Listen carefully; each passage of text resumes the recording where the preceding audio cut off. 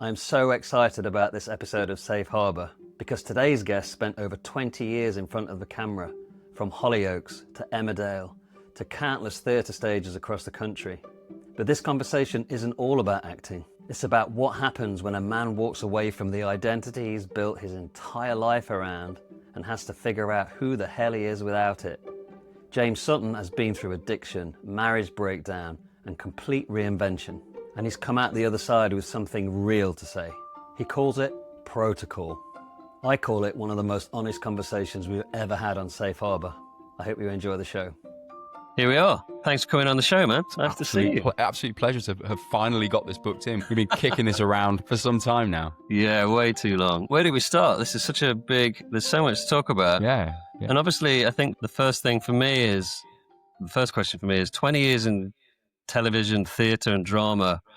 What does that world teach you? What does that world taught you about the people that you came into contact with over those years? And what have you learned from that experience?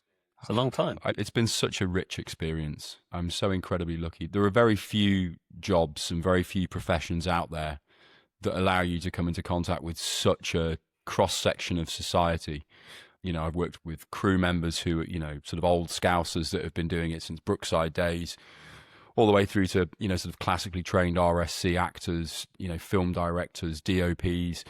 And I think it's one of the reasons that I think actors are quite deep thinkers and as a rule, because we have this sort of tapestry that we've sort of built from our experiences, not just on TV, but also on stage. And what that requires from you, you have to have some sort of knowledge of yourself, and you have to be, connected to your body and your voice and all of that side of it. And I didn't take particularly good care of myself for quite a long time. I'm sure we'll get onto that. So I do feel in some way that I'm kind of playing catch up a little bit now psychologically. But saying that, just a wealth of experience that I've learnt, and collaboration ultimately as well. Learning to work alongside people and be creative and trust people and listen to people. There's a lack of listening, I think, in society. People have forgotten how to listen and how to just take on information and be affected by it. And the best actors are the best listeners.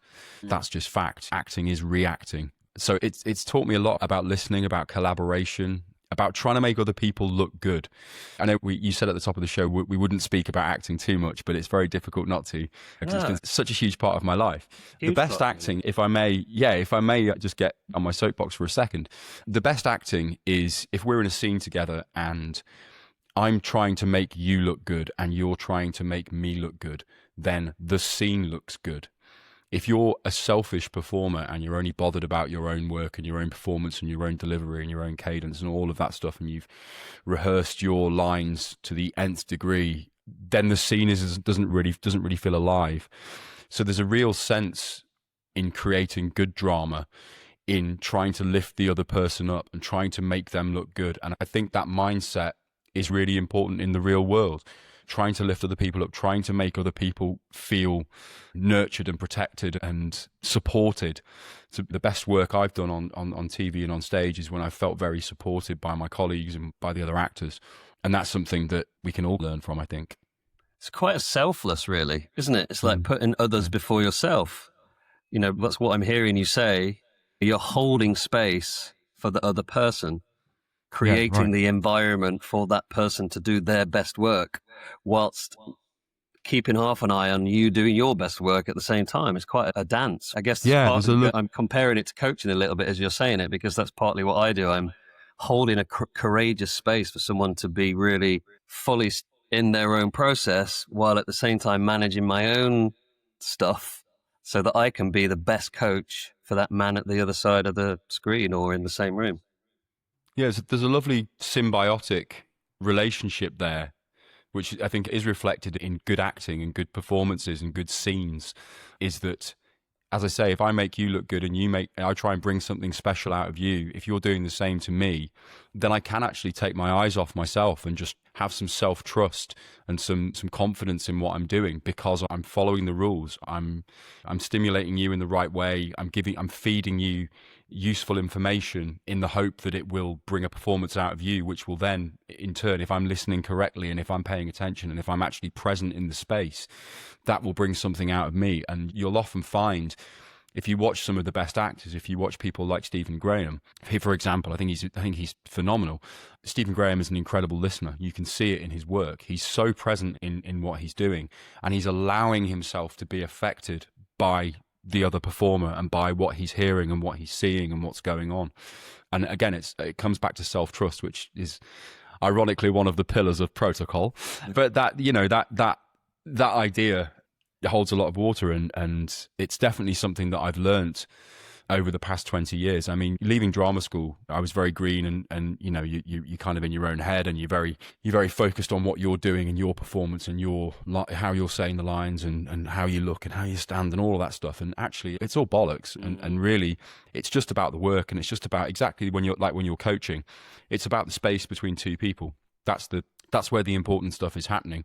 And once we're out of our own heads and in the room and actually communicating, that's where the magic happens, I think. Having spent all of that time in that one principle, like honing your craft as an actor, all of those years, going from these are big TV shows, right? You've been in Emmerdale, Hollyoaks, lots of time in theatre. What other TV programs were you part of? Because they're institutions, they're huge, right? Yeah, I did Trial and Retribution for Linda LaPlante. I've done Casualty, I've done Holby, I've done Doctors, I've done the trio of medical dramas. I did one where I was playing a Roman leader. I had to ride horses and draw swords and all the stuff that is like the reason that you become an actor. Like they give you a horse and a sword and go on then. Like, all right. That's great. Sound. Sounds good. Yeah, so that's what I mean when I said at the top of the show. It's been so rich an experience. I'm incredibly lucky, and I have friends who work in corporate roles. Some are civil servants, and their job is just very, very specific, and there are clear parameters there, and they don't get to be creative, and they don't get nourished from the work. It's very important, and they're very good at it, but they don't get any kind of nourishment or growth from it. And being in a creative industry is I'll be honest, there was never a moment that I decided to be an actor. My mum very cleverly sent me to the theatre for the 3 weeks of the summer holidays because she had two small boys and we had a lot of energy and it was a lot. So she said, you know, there's a summer school at the local theatre. Would you like to go? And I said, yeah, I'll go along. And I just loved it. And I started doing musicals every year, and then I joined multiple theatre groups and I started doing plays alongside them. And I kind of got into this cycle of I was constantly rehearsing plays and musicals and putting them on. I'd be rehearsing one in the afternoon and then putting another one on in the evening, and it just became my life. And I never actually made it, just felt like a natural fit, a progression. But it was, you know, of course I'm going to go to drama school, and of course I'm going to be an actor. That there was never a decision. And I was so lucky. My parents were amazing and could see how much I was getting out of it, and I think could see that I was good at it as well. And there's something in that. I don't think children are told often enough that they're good at something. And if you tell a child that they're good at something, that can really, it sounds so simple, but it can really push a child into focusing on something, that positive reinforcement. And I got that. And then, you know, there were times when I had a wobble. I randomly, I thought of this the other day, actually, the other week. I think I manifested for the first time when I was like 15 and didn't really realize what I'd done. Seriously. So I was studying for my GCSEs, or attempting to, and I just had no focus for, you know, the reasons that you just mentioned, you know, geography, science. I don't give a shit about geography. I don't care. And I got this, but I knew that I knew that if I needed my GCSEs to go and do my A-levels, and I knew I needed my A-levels or some sort of form of acting qualification training, whatever, I want to further that to get into drama school. So I got a piece of paper out and I wrote GCSEs and an arrow, A-levels, arrow, drama school, arrow, professional actor. And I pinned it on my wall while I was studying for my GCSEs, and I kept looking at it and I was like, no, we need to focus, because this is, you know, we're going to be an actor. This is what we're going to do. And, you know, whether it had any effect or not, I did those things. I did the GCSEs and the A-levels, and then I went to drama school, which was a hell of a thing. as I'm sure you can imagine, 19 young actors in Cardiff for the first time. It was crazy times. Yeah. And then just kind of managed to get an agent before I graduated. Someone came and saw me in a play, signed me up, and I moved to London and just started working, and then landed Hollyoaks, and the rest is history, really. I've been incredibly fortunate along the way, to right place, right time. There's so much luck involved in being an actor. A lot of creative people who get to the level that you have reached say the same. They're like chance moments, meeting the right person, being in the right room at the right time. But also, I think that manifestation piece is really important not to step over, because we need a goal, we need a dream. If we're Direction. Direction. Protocol, which is looking over the brow of the hill. What's over the top of that hill there? I don't know. If I work hard enough, I'll get there. So that being squashed and being told, which I think schools tend to a lot, not quite up to scratch, you're not quite good enough. What's over the brow of the hill? We need a goal. Of course we do. And luck. We make our own luck as well. We don't just sit on the sofa and Hollyoaks goes tapping on the door. You put yourself out there. You got an agent. You were doing what you needed to do. Hustling, man. You're a hustler. Yeah, absolutely. It's important to have a goal, but I must stress that the goal doesn't have to be quite that defined. Just a direction, just to know that you're heading in the right direction, because things change and you might pivot at some point or whatever. But to have some purpose and some rough goal, I know is so important. And there's so many people out there right now who are lost and directionless and unfulfilled, and have all of these issues. Look, this is a difficult world that we're in at the moment for a lot of people. There's a lot of people out there who, are working 50, 60-hour weeks. They've got children, they've got childcare issues, they've got they might only have an hour a day to spare, an hour and a half, 2 hours a day to spare on themselves, on their future, and on their desires and their wants and their needs. And I think, having something to focus on, just an idea, just a kernel of an idea, that I enjoy doing this thing gives me some fulfillment. Head in that direction, put something into that and see where that leads you, because that's ultimately what I think I've done. The acting was a bit more specific, but certainly since deciding to leave Hollyoaks and deciding to semi-retire as an actor, I'm making this up as I go along, but I trust myself and I feel really fulfilled. So I know that I'm on the right path. It feels right. I feel nourished by it. So whatever happens in the future, I'm cool with. That's fine. I feel very blessed and very privileged to be in this position. Yeah. Great, man. So was there a moment where you started asking yourself deeper questions about life beyond acting and that industry? Oh my God. Yeah. Probably 2 years ago that I was done. Certainly done on Hollyoaks.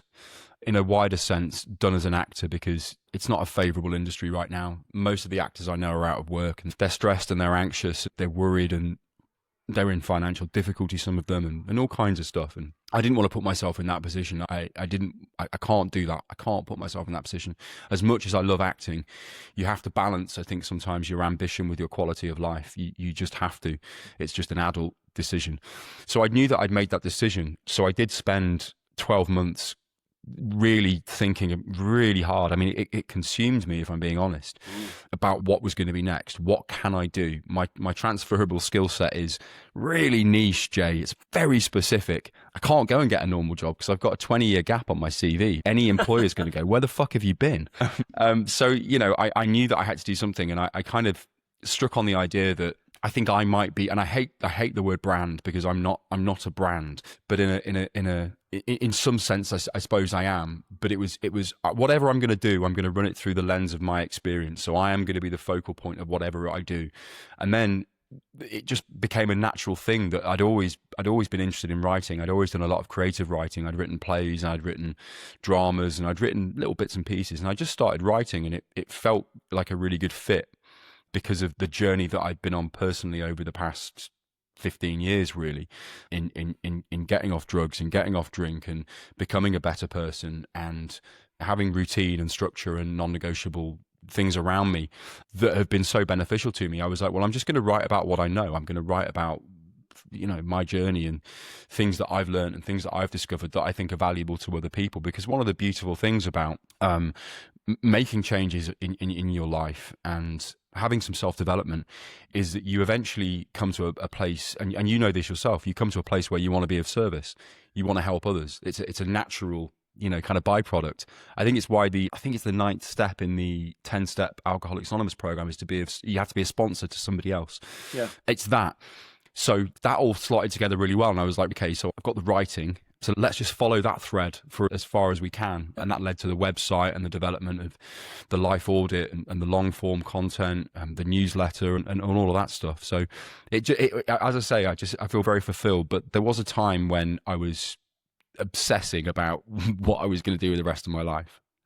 Yeah. How challenging is it for men to step away from an identity that they've held for years? That's the question that comes up for me, because this is a men's podcast and we're speaking to men, and certainly identity. So much of our identity is caught up in the work that we do. And I spent 17 years in the building industry. I went to university and did product design, and then I went to London to do design, and then I ended up going in, setting up a flooring company. It's just like a series of responding to what was in front of me. I needed to provide for my family, and the most lucrative thing was building. So I went and did that, and I couldn't get out of it. I was trapped in it. I'm not saying that you were trapped in acting, but there's a very similar thing where you're nodding, yeah. But we do, right? It's like we know what we need to do to provide, to bring money in, to put food in the table, to pay the mortgage, all of that stuff. And I felt trapped. And my whole identity was caught up in, I'm now a builder. I'm stuck. I've got Huge bills amount to of pressure. pay. And I hated it. Especially for the last 5 years, I was I would sit at the end of the bed crying in the winter. I've got to go out in that fucking rain and snow and get my hands wet and cold, and I'm going to get electrocuted by power tools because they're going to be sat in puddles, and I've got to deal with customers, rich, wealthy people who want this job done now, and the kitchen company's banging on my thing going, get this done this week. No time for a cold, no time for any kind of depression or feeling down. It's just relentless pushing. And to step away from that, I had to do a lot of work on my working class roots. My granddad was a miner, a coal-faced miner. My dad worked as an engineer in factories all his life. And all of a sudden, Jamie comes along, the black sheep of the family. I didn't want to say it. Crushing disappointment. Crushing disappointment. Went to university and college, 6 years, extra training after school. That's already, no one's ever done that in my family. Still, to this day, I'm still the only one.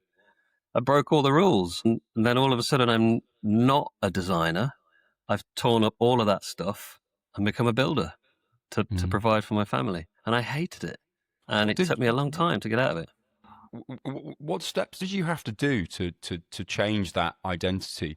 Because it's not as easy as just making a decision and going, I'm not going to be Jamie the builder anymore. I'm just going to, because you can't just change your identity overnight. People think that you can, and people think that I'm just going to wake up and I'm going to be this vision of myself that I dream of. I'm going to be fitter or healthier or wealthier. I'm going to be more motivated. I'm going to have a different career. Whatever it is, people will try and change their lives, I think, in the wrong order, and they focus on identity. And actually, I would argue that there's more personal changes that need to happen first in terms of structure around yourself. That's something that I know I've had to change. I wouldn't be doing what I'm doing now if I was still adhering to the same routine and structure that I had 5 years ago. Couldn't. You have to adapt first, and then the identity is a byproduct. So what happened to you? So how did you navigate that? Great question. It's a great framing as well. And I really love what you're saying there about that. Fundamentally, I had to really look at myself and do the work on myself, which is why partly I've ended up doing this work as a coach, helping men in midlife, because I had to stare at myself in the mirror and go, we got to sort this shit out. Nothing's going to change if you don't change anything. So I had to do the work. I went on a year-long leadership program with the company that I ended up doing my coach training with. That really shook things up. Wow. I remember coming back from week one, after week one of the 4 retreats, 7 days each. I remember coming home after the first one and put the key in the door, and Joe, my ex-wife, opened the door, and I just fell into the house on my hands and knees crying, saying, I don't know who I fucking am anymore. Wow. And she was like, Oh, you're home then? Do you want a cup of tea? I've got a list of jobs for you. Yeah, I think I might need something stronger than a cup of tea. But it really, and then over that 1 year, Retreat 2 was even deeper. Retreat 3 was like, wow. Retreat 4 was like, I can take on the fucking world. This is who I am. Absolutely. This is what I'm here to do. Okay, I get it now. I've got goosebumps even just remembering it. But if I hadn't have gone and done that, I don't know. I needed a seismic shift. I needed to look at myself in the mirror and go, right, enough. Yeah. So I did that. And then I had to go back to building, ironically, because that was my bread and butter. I didn't fully then be trained to become a coach until some years later, but it did shift things massively. And it became a thorn in my foot for a very long time. Like this calling kept saying, hello, I thought you were going to come over here and do this thing. Why are you driving? Why have you just bought another van? Why are you taking on more men? So the universe kept kicking my ass. I nearly took the end of my thumb off. I got literally with an angle grinder. The universe kept giving me signs like, enough, man. Come and do this coaching because this is what you're here to do. But actually what I realized now is I needed to have that extra life experience of struggle, identity shift, purpose kept calling me. I had to keep scraping my chin on the floor time and time and time again because it's given me the tools, the awareness, the stuff that I now work with men to help them with. Because if I hadn't have done that work, like, we couldn't be doing what we're doing had we not had the experiences and the challenges that we'd been through. And it's so important. The time that you spent in the pissing rain cutting off various body parts with angle grinders was so important. So important is the foundation of who you are today.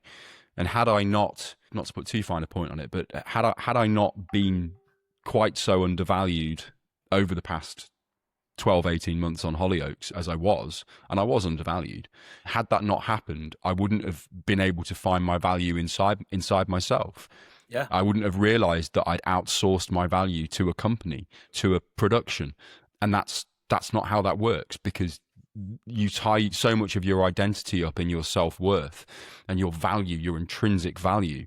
And then you realize actually you're just a cog in the machine. You are replaceable. A job is just a transaction. You're exchanging your time and your services for money. And beyond that, there isn't anything. So my experience is actually really similar to yours. I had so many moments over the past 18 months where I was like, yeah, that's a sign. And 5 years ago, I would have taken it really personally, some of the decisions that were made around me as a performer on that show.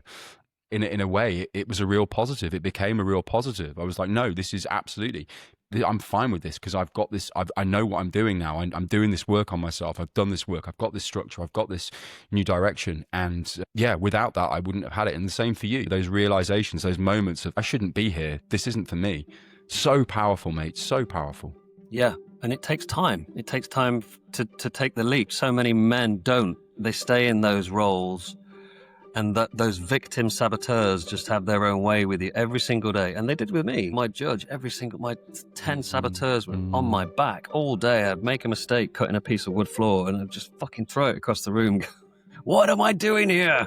Hey, how's the conversation going, man? Are you enjoying the podcast? It's a good one, isn't it? I just want to pause for a moment. I won't keep you too long. If this is hitting a nerve, then that is probably because it's not new.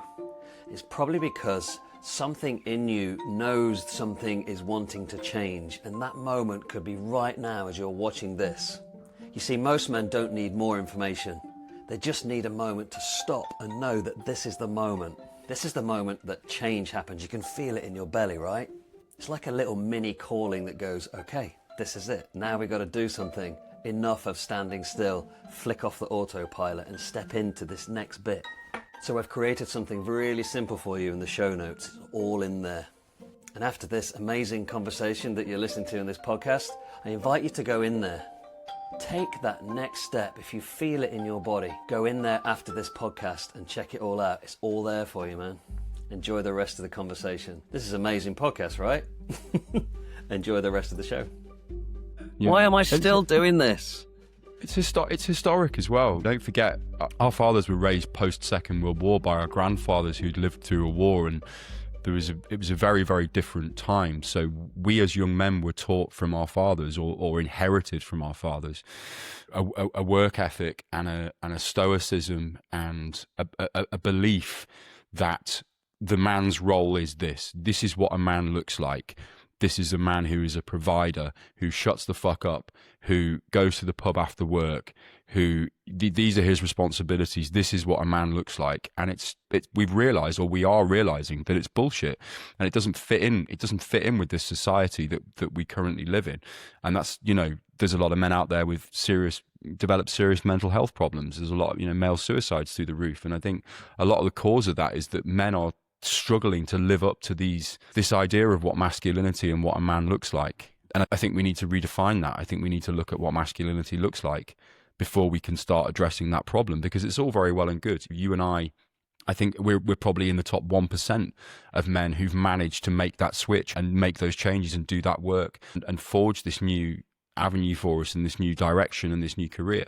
But that's not available to a lot of men. It's just not. They haven't got the time, they haven't got the space, and they're trying to live up to this warped idea of this old-fashioned idea of what masculinity looks like. And I think it's a lot more complicated. And you must see these men all the time. You must speak to these guys all the time that are frustrated and unfulfilled and trapped and just stuck in a rut. And they're capable of so much more,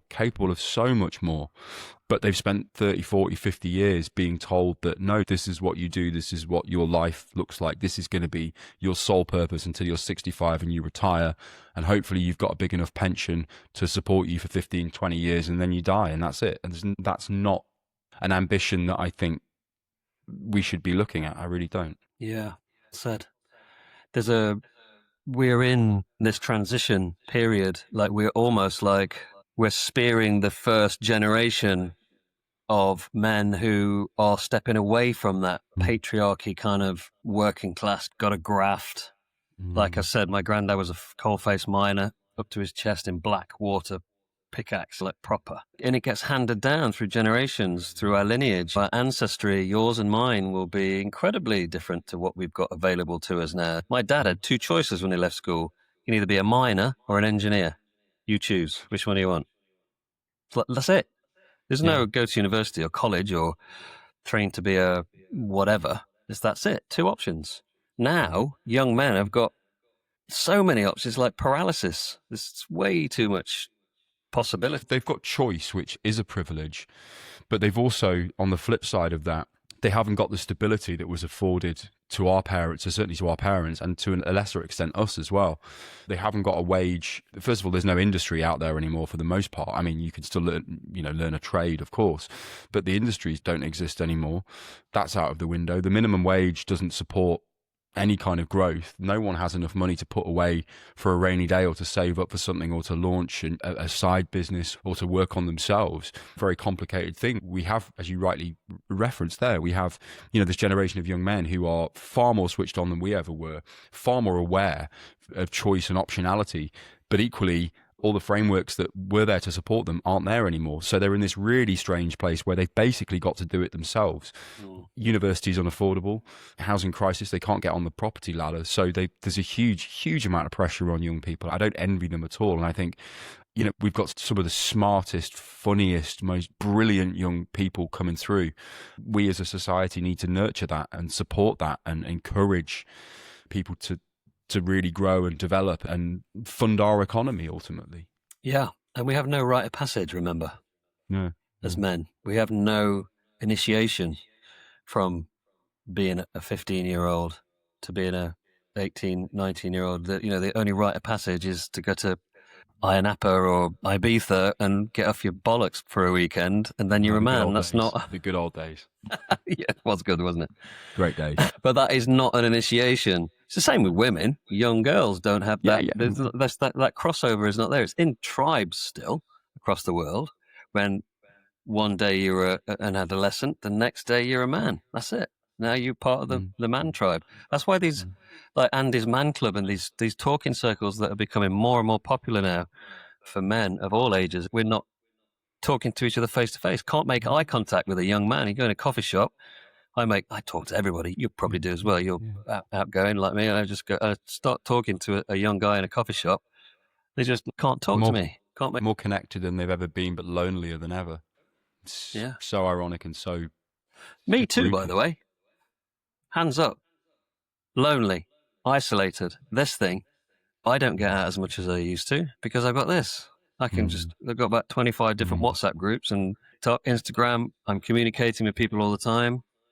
If I spent less time on that, more time going down at local paddle club or a tennis club, which I'm going to try and do because that's getting me out of the house and actually talking to people and interacting and laughing and crying and joking, which is why I bought Andy's Man Club to Stroud, because it's like, let's sit in circle like we've been doing for thousands of years. Men have been sitting around fires since we were fucking cavemen. It's not quite the same in a church hall, but connecting. It's fundamentally, we need community. We need to connect. We need touch and tactileness. And you can be that man. You can be the man that starts that, because I tell you what, it's not just you.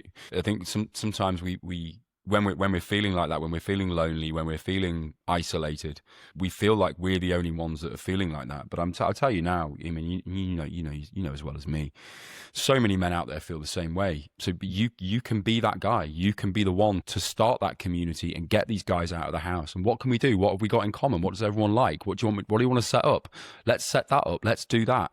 And be the guy, be the leader, be the beacon of change. That could be your responsibility. I think you've from speaking to you, I think you've certainly dipped your toe in the water with that. But I think throw yourself into that. Be that person. Find these men and bring them all together and get them out from behind their phone screens and find out what you've got in common and set some things up. That's your direction. It's my mission. It's your mission, man. It absolutely is affecting actual change. Actionable change rather than just ideas and thoughts. Make it happen. Start in Stroud and then see where it goes. Protocol. Yeah. I'm conscious that I'd really love to talk about protocol in the time that we've got, because this is the work that you're transitioning from acting and theatre and that industry. So let's talk about protocol. What is it? At its core, it's like an adult reset system, all based on lived experiences. It's all things that I've developed and learnt that I want to share with people. I am proof that what I'm writing about works, because I am doing really, really well. I've never had a sustained period like I have done over the last 6 months, where I wake up every single day and I feel excited about the day ahead and I feel grateful and I can't wait to get started. I know I've had moments, we've all experienced moments of that, but to have a sustained period of that, it throws up a lot of questions, because you're like, right, well, what am I doing right? How is this kind of happening? And as I said earlier in the show, I started writing about some of these things and kind of getting some core sort of principles down. What the main one, my main focus, what I really love talking about is self-trust. That's become a real pillar of my work on protocol, is becoming someone that you can trust, becoming reliable to yourself. I think a lot of us humans, we constantly break little promises to ourselves every single day. We tell ourselves that we're going to go to the gym and we don't. We say we're going to order a salad instead of the chips and we don't. We say we're going to start the business or the side hustle or learn the language or whatever it is. And we break these little promises and we tell ourselves that we're just putting it off and we'll do it tomorrow or we'll do it next week or whatever. And we don't think it's that important. I am living proof that shit matters and it compounds. And the more little promises you break to yourself, the harder it is when it comes to the big decisions, because you just don't trust yourself. You don't have any reliability. So that's kind of one of the core sort of aspects of protocol, is trying to encourage people to be accountable for themselves and just to start really, really small with tiny little promises. For me, when I was using a lot of drugs and drinking and having late nights and stuff, getting up in the morning was just a nightmare. Every day would start with, I'm running late and I'm on social media and I'm stressed and I'm anxious and, all of that kind of stuff. I didn't have any sort of structure in place.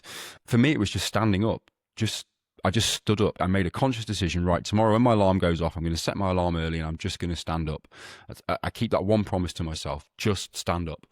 So I stood up and I felt really awkward and I felt really uncomfortable. And I was like, right, now what do I do? Well, I'm up now, so I might as well try and keep another promise to myself. This is Jordan Peterson talks about trying to help people change their lives and through his therapy.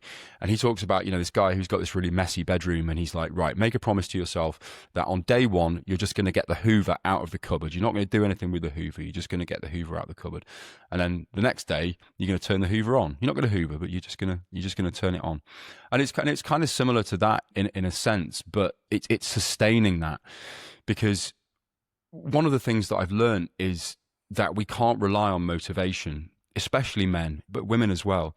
We can listen to inspirational podcasts. We can shout affirmations in the mirror. We can do all of these things, sign up for a new PT, get a gym membership, all of this stuff, but it all requires motivation. And this is why I don't think a lot of the self-help stuff worked for me, because motivation is transient. It is affected with mood and with sleep and with hormones and all of it, and stress and, work commitments, all kinds of stuff is the reason why people don't stick to things. So part of protocol is kind of removing motivation from it and just keeping tiny little promises to yourself that barely need any thought. Right, I'm not going to go on my phone for the first hour of the day. That I'm going to keep that promise to myself. I'm just not going to go on doom scroll, wake up and be bombarded with other people's problems and loud noises. And I'm not going to do that, right? It's a small promise I can keep. Yeah. And these things compound and they don't really require much motivation. So protocol's kind of it's almost post self-help, really. A lot of the language I use is quite masculine. Anyway, I'm trying to push against that because I want it to appeal to women as well. I don't want it to be just for men. But naturally, a lot of the language around systems and around structure and direction does feel very masculine. So I am trying to push against that. But I think I've hit upon something quite important, and I feel incredibly fulfilled with what I'm doing. And as I said at the top of this section, I am living proof that this works. I am someone that I can trust. That is an incredibly powerful thing to know, that whatever happens, whatever choices I make, whatever difficulties I'm thrown with, right, I don't need to panic. I don't need to freak out. I don't need to burn my entire life down, because I know I can handle it, because I've got a body of evidence that I've built up over the last 18 months that says I can trust myself to deal with anything. It's powerful stuff, man. And the feedback I've been getting been fantastic from people, really relating, really resonating with my work, with my newsletter and my essays and stuff. I put a new life audit system on there that people can take based on, I've read so many psychology studies and various things, from CBD all the way through to all kinds of stuff, to try and develop something, 25 questions, and people can get a prescription, people can get a diagnosis of what they should focus on first, be that career, be that relationships, friendships, health and fitness, whatever it is. They get a diagnosis and they get a prescription. This is what you should focus on first. And that's been really, really valuable. It's great. I'm really, really excited, and I'm taking it on the road as well this year. I've just written my first keynote speech, which I'm super excited about, which is about visibility. It's a much more corporate facing talk, but again, it's all based on lived experience. My rented visibility at Hollyoaks can be taken away at any time, and in this economic climate, it's ultimately about future proofing your career. These are difficult times, and your job and your career and your industry could be taken away from you at any moment. AI is already doing that to a lot of people. So this is about not being a content creator as such, but making yourself visible, leaving proof everywhere that you are trusted in your field, talking about what you do every day in a business sense, or in whatever it is. If you're a plumber, put content out, put videos out, write about it, explain to people what you know, share what you know through the lens of your own experience. That's what makes it unique. So that's what the first keynote is about. And then the other one I'm developing is, you'll be shocked to hear, all about self-trust. Why am I shocked to hear that? Yeah, well, there you go. What habits and routines have become non-negotiables for you? And that's the first part of my question. What advice would you give to any man listening to this off the back of what are non-negotiable routines and habits for you? Yeah, cool. I'm very privileged, first of all. I have to say that before, as some context. I'm very privileged in the sense that I don't have children and that I live alone. So I do have more time available to myself to put structures in place. But again, my counter argument to that would be, even if you've only got half an hour a day that you could find, you can have some sort of routine within that half hour that you stick to, even if it's really, really small. I started with a morning routine. So I curate my entire morning is non-negotiable now, unless I've got, today I had to go to Manchester and do a radio interview, but ordinarily it's perfectly curated, and one thing leads to another, so I don't even really have to think about it. But as a byproduct of that, I've now got a nighttime routine which also filters into the morning routine. My nighttime routine is, I'm in bed asleep by 9 o'clock. I've done some reading. I've got my gym gear ready for the next morning. I've got my electrolytes and my water by my bed for the morning. I've already planned out what I'm going to do down to the sort of, not minute, but I have a real sense of what I'm doing the next day. Nothing's going to shock me. Oh shit, I've forgotten to do that. And there's none of that. And I've done my gratitude journal as well. So I've actually covered my day and put it in print. So my thoughts are out on paper. I get up and I immediately hydrate, because it's so important. You're dehydrated. You can't have a functioning brain without a functioning body, so you need to hydrate immediately. I sit quietly for 20 minutes. It's not meditation. It's more just to gather my thoughts and think about what I'm doing that day, and to make sure that I know that's going to lead to that. And then I'm going there and I'm seeing that person. I've got to write that. I just gather my thoughts. No phone for the first hour. No social media, no phone. The first time I go on my phone is in the gym, and then I'm home, I'm showered, and it's time for breakfast. I go for a 20-minute walk, sometimes with a podcast, sometimes just take in some nature and some sounds and breathe, do some breath work. And then the first output of my day is creative. I do my writing in the morning. I get that's when I'm at my most creative, is between 10 o'clock in the morning and so my first output is creative, which is really, really, really helpful, I think. And then the afternoons is admin and maybe a bit more writing, whatever, but it's non-negotiable. And that structure that I have underneath me allows me the strength, I think, the strength and the courage to achieve things and to back myself, because I have this routine that I adhere to. It's super important. So to anyone listening, I would say, if you want to have a productive day, you need to have a productive morning. And I know that's difficult if you've got children and you work long hours. I understand that. But, rather than sitting at home in the evening, when you get home and you've had your tea and you've put the kids to bed or whatever, rather than sitting and just watching TV for a couple of hours before you go to bed an hour early. Nothing interesting happens after 9 o'clock, I promise you. Go to bed an hour early, get up an hour early, and just have some semblance of a routine that's just all about you, that just focuses on what you need mentally, physically, spiritually, emotionally, whatever my routine is for me.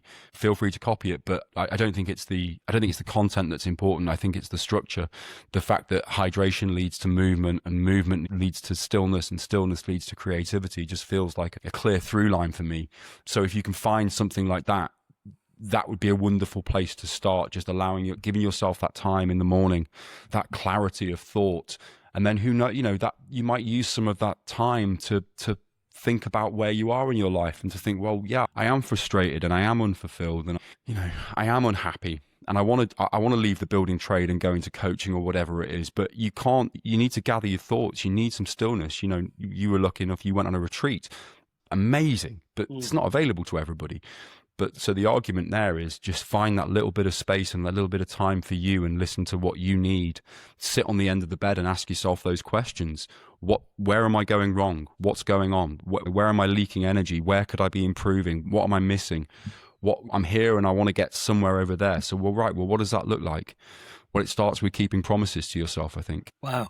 Great answer. And what comes up for me around that is, one of the important things you said was, this is my routine and this doesn't work for everyone. Take from it what you will. But there's something about starting small for me that came out of that. It's just start with something. I have this metaphor that I share with my clients sometimes. It's, what's the milk you keep putting in your margarita? So imagine your life is this beautiful cocktail. What's the thing that you keep pouring in it to fuck it up so you can't drink it? For a lot of people, it's drinking alcohol or smoking weed or taking drugs or some kind of chemical addiction that has us escape. So what is the milk that you keep pouring in your margarita? Whatever it is, or all of them. So that's the first thing, because again, nothing changes if nothing changes. Discipline takes work. And a lot of people say to me, oh yeah, it's easy for you to say. It's not easy for me at all. It's fucking hard work, the stuff that I do. And that what you've just explained there is hard work. That takes effort.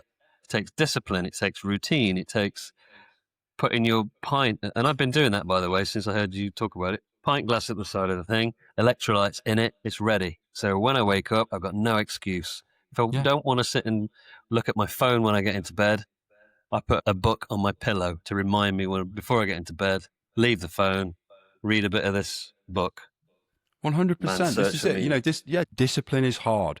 The pushback on that is, so start small, spread it out. You're not going to blow your whole life up overnight. You are not going to go from someone who has no discipline, doesn't keep any promises to themselves, has no self-trust. You're not going to suddenly draw a line in the sand and wake up the next day and become that person. It's just not going to happen. It's not sustainable. You're not going to stick to it, even with the best intentions. So just build up those little promises over time. Keep the water by the bed, read the book, keep the phone away, have the stillness, do the exercise, go to the gym once, even if you just go for half an hour, just to go and experience that. Keeping those little promises, they compound. And then before you know it, you've built this whole new you through these tiny little promises. I think what happens a lot of time is people, men especially, because we're talking about men here, men try and do all of that in a week. Yeah, well, absolutely. They try and stop using their phone every day in a week, go to bed early, don't drink, do all of these things, and it just becomes overwhelming, right?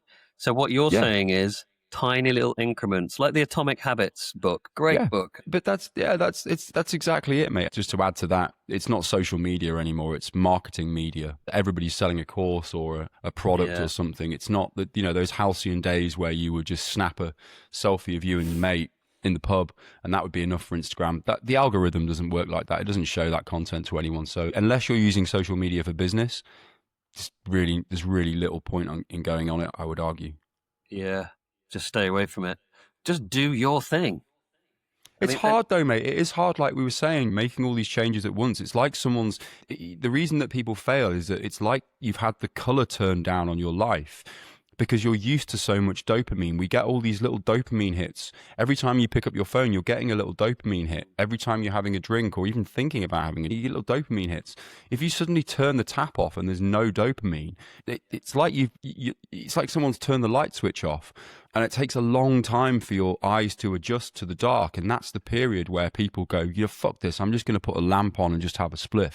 That's the metaphor there that I think works. It's just dim the light slowly.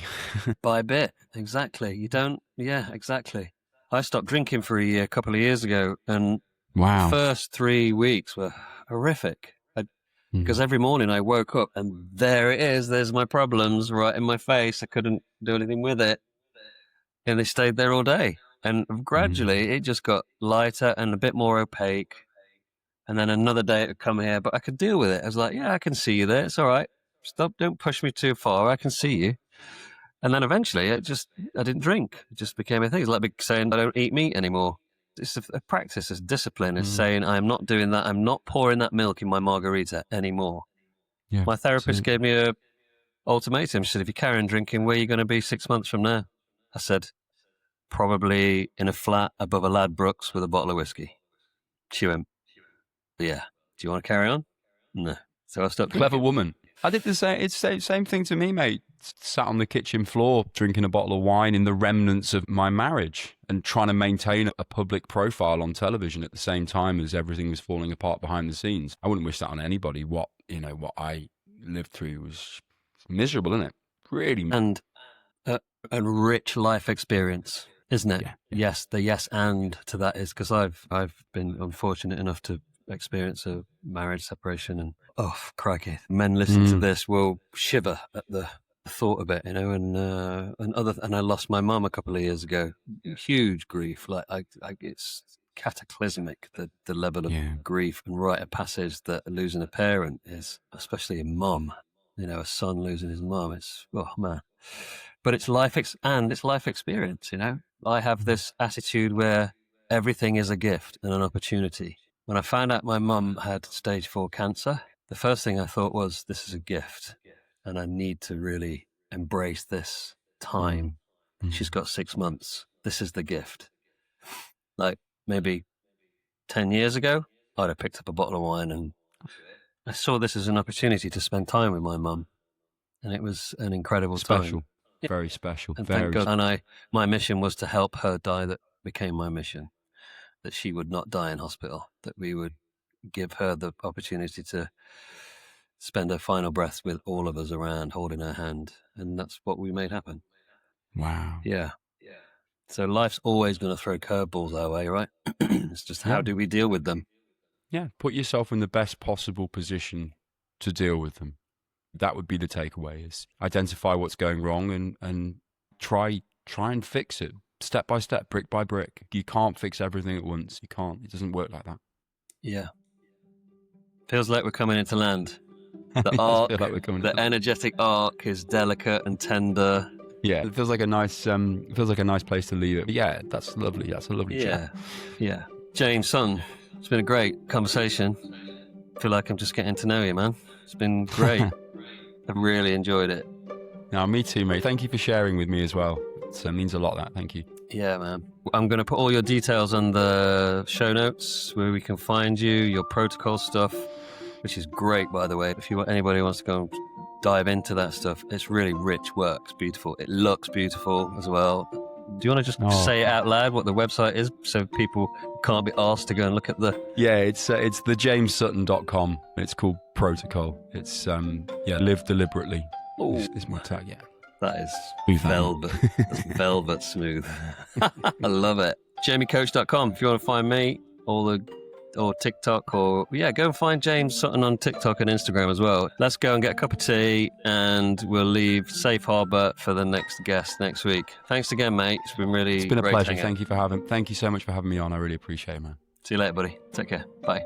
So that's another episode of Safe Harbour. Thank you so much for being here and listening in on this amazing conversation. And if you enjoyed today's show, give us a follow, give us a like, and share this with another man who you think might need to have this conversation. Another new guest next time. Tune in. Have a great day, man. And remember, you are amazing, right?